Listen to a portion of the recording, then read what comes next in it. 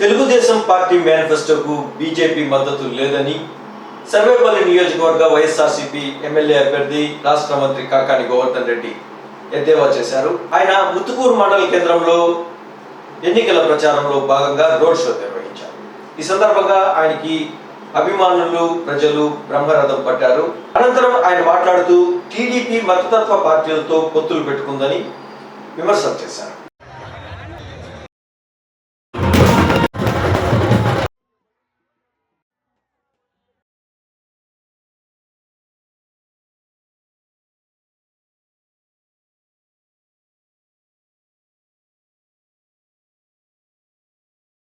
ప్రజలకి సంక్షేమ కార్యక్రమాలు అమలు చేస్తానని హామీ ఇచ్చి మోసం చేశాడా లేదా అనేటువంటిది స్పష్టంగా అర్థమైపోతుంది. దేశ చరిత్రలో 3 పార్టీలు కలిసి పోటీ చేస్తున్నాయి. బీజేపీ, తెలుగుదేశం, జనసేన. పార్టీలు మాత్రం మేము ముగ్గురం కలిసి పోటీ చేస్తాం. పోటీలో మాత్రం మేము ముగ్గురం కలిసి సీట్లు పంచుకుంటాం. కానీ చంద్రబాబు నాయుడు ఇచ్చేటువంటి మేనిఫెస్టోలో మాత్రం మా ఫోటో ఉండడానికి లేదు అని చెప్పి బీజేపీ షరతు పెట్టిందంటేనే చంద్రబాబు నాయుడు మేనిఫెస్టో మీద బీజేపీ పార్టీకి నమ్మకం లేదు అనేటువంటి విషయాన్ని సందర్భంగా మీ అందరికీ మనం అదేవిధంగా మీరు ఇచ్చినటువంటి మేనిఫెస్టోకి మా మద్దతు లేదు అని కూడా ఈరోజు స్పష్టంగా బీజేపీ తెలుగుదేశం పార్టీకి చెప్పడం జరిగింది. కాబట్టి ఎక్కడా ఎప్పుడు లేనటువంటి విధంగా కలిసి పోటీ చేస్తున్నటువంటి ఉమ్మడి అభ్యర్థులు వాళ్ళు ఇచ్చినటువంటి మేనిఫెస్టోలో మాత్రం బీజేపీ నరేంద్ర మోడీ మా ఫోటో ఉండడానికి లేదు అంటేనే తెలుగుదేశం పార్టీ ఇచ్చినటువంటి మేనిఫెస్టో బోగస్ మేనిఫెస్టో అని చెప్పి చెప్పకనే అర్థమైపోతుంది అని చెప్పి మీ అందరికీ సందర్భంగా మనవి చేస్తున్నాను.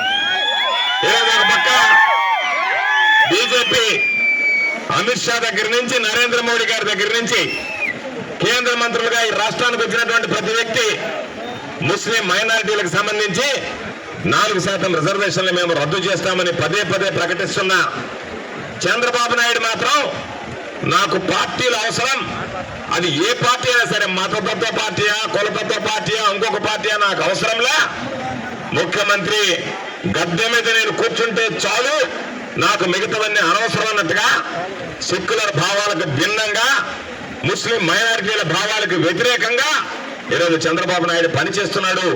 ఇది అందరూ గమనించాల్సినటువంటి సందర్భం అని మీ అందరికీ సందర్భంగా మనవి చేస్తున్నాను. చంద్రబాబు నాయుడు ఇచ్చినటువంటి హామీలను ఒకసారి చూడండి. అనేక రకాలైనటువంటి హామీలు ఇచ్చారు. చంద్రబాబు నాయుడు కన్నా ఎక్కువగా జగన్మోహన్ రెడ్డి గారు హామీలు ఇచ్చాడు. చంద్రబాబు నాయుడు రైతుల రుణమాఫీ అని చెప్పాడు, రైతులను మోసం చేశాడు. మహిళల రుణమాఫీ అని చెప్పాడు, మహిళలను మోసం చేశాడు. ఇంటికి ఒక ఉద్యోగం అని చెప్పాడు, నిరుద్యోగులను మోసం చేశాడు. నిరుద్యోగ భృతి అన్నాడు, నిరుద్యోగ భృతి కింద ₹1 ఇచ్చినటువంటి దాఖలాలు లేవు. ఆడబిడ్డ పుడితే మహాలక్ష్మి పథకం కింద 25,000 రూపాయలు జమ చేస్తానన్నాడు, ₹1 కూడా జమ చేసినటువంటి పరిస్థితులు లేవు. జగన్మోహన్ రెడ్డి గారు ఇచ్చారు హామీలు, భారతదేశ చరిత్రలో ఏ ముఖ్యమంత్రి ఇవ్వనటువంటి హామీలు. రైతులకు సంబంధించి 4 విడతల్లో 50,000 ఇస్తానని చెప్పిన దానికన్నా మిన్నగా 67,500 రూపాయలు రైతుల చేతుల్లో పెట్టినటువంటి ఘనత మన ముఖ్యమంత్రి జగన్మోహన్ రెడ్డి గారి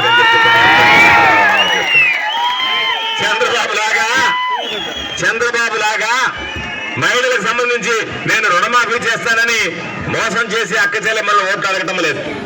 ధైర్యంగా మీరున్నటువంటి బకాయిలు 4 విడతల్లో మీకు తిరిగి చెల్లించేస్తానని 4 విడతల్లో బకాయిలు తిరిగి చెల్లించేసి అక్క చెల్లెమ్మలకు నా ఆశీస్సులు ఇవ్వండి అని చెప్పి ధైర్యంగా అడగగలిగినటువంటి వాడు జగన్మోహన్ రెడ్డి గారు. వైఎస్ఆర్ చేయూత కింద ఎస్సీ, ఎస్టీ, బీసీ, మైనారిటీకి సంబంధించినటువంటి మహిళలకి 45 సంవత్సరాల నుంచి 60 సంవత్సరాల మధ్య ఉన్నటువంటి వాళ్ళకి 18,750 రూపాయలు లెక్కన 4 విడతల్లో 75,000 ఇస్తానని 75,000 వాళ్ళ ఖాతాల్లో జమ చేసి నాకు ఆశీస్సులు అందించాలని ధైర్యంగా అడగగలిగినటువంటి వాడు ముఖ్యమంత్రి జగన్మోహన్ రెడ్డి గారు. అమ్మఒడంటే 15,000 రూపాయలు ఇచ్చాడు. కాలేజీ చదువుకునేటువంటి బిడ్డలకు విద్యా దీవెనిచ్చాడు. హాస్టల్లో ఉండేటువంటి బిడ్డలకు వసతి దీవెనిచ్చాడు. రజకులు, న్యాయబ్రాహ్మణులు, టైలర్లకి క్రమం తప్పకుండా ప్రతి సంవత్సరం 10,000 రూపాయల ఆర్థిక సాయం అందించాడు. వాహన మిత్ర కింద ఆటో యజమానులకి, ట్యాక్సీ యజమానులకి ఏ ఒక్కడైనా ₹1 దౌర్జన్యంగా చందాలు వసూలు చేసేటువంటి సంస్కృతి ఒక్కసారి ఆలోచించండి. గతంలో మాదిరిగా ఉత్సవాలని, ఊరేగింపులని, జాతరలని రకరకాలుగా మీ దగ్గర డబ్బులు వసూలు చేసినటువంటి సందర్భాలు ఉంటే ఒక్క రూపాయి ఒక్క వ్యాపారస్తుల్ని ఇబ్బంది పెట్టలేదు. ఎక్కడ కూడా వ్యాపారస్తులకి అండగా నిలిచాం, వ్యాపారస్తులకు తోడు నీడుగా ఉన్నాం. తప్పనిసరిగా రాబోయేటువంటి రోజుల్లో కూడా ఇదే పందాన్ని కొనసాగించడం జరుగుతుంది అని చెప్పి మీ అందరికీ సందర్భంగా మనం చేస్తున్నాం. ఈరోజు వైఎస్ఆర్ కాంగ్రెస్ పార్టీకి కొన్నంత అండగా ప్రజలు ఉన్నారు. ప్రజలతో పాటు ఎంతో మంది మేమందరం కలిసి పనిచేస్తామని చెప్పి వస్తున్నారు.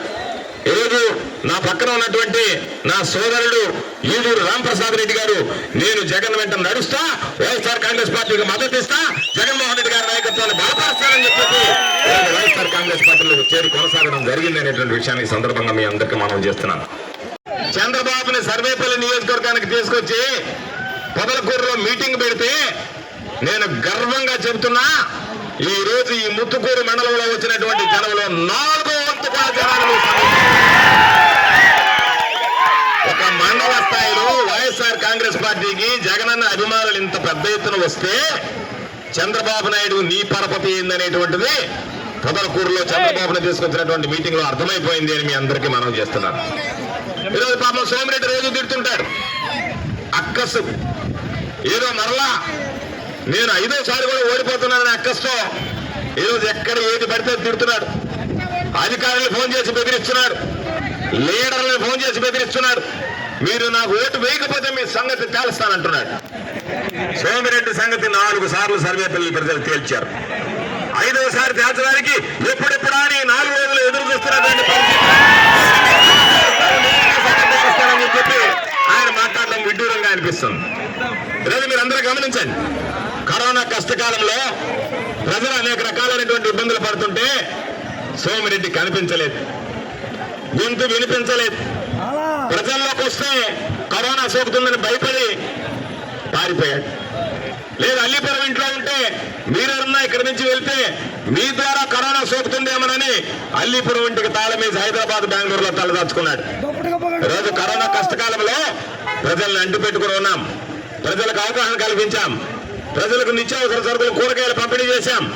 ఈ రాష్ట్రంలో 175 నియోజకవర్గాలుంటే ఏ నియోజకవర్గంలో లేని విధంగా ప్రతి కుటుంబానికి 3 కోట్ల రూపాయలు విలువైనటువంటి బియ్యం వంట నూనె పంపిణీ చేసినటువంటి నియోజకవర్గం మన సర్వేపల్లి నియోజకవర్గం. మీ ఇంటి బిడ్డనైనటువంటి నేను అని చెప్పి సందర్భంగా మీ అందరికీ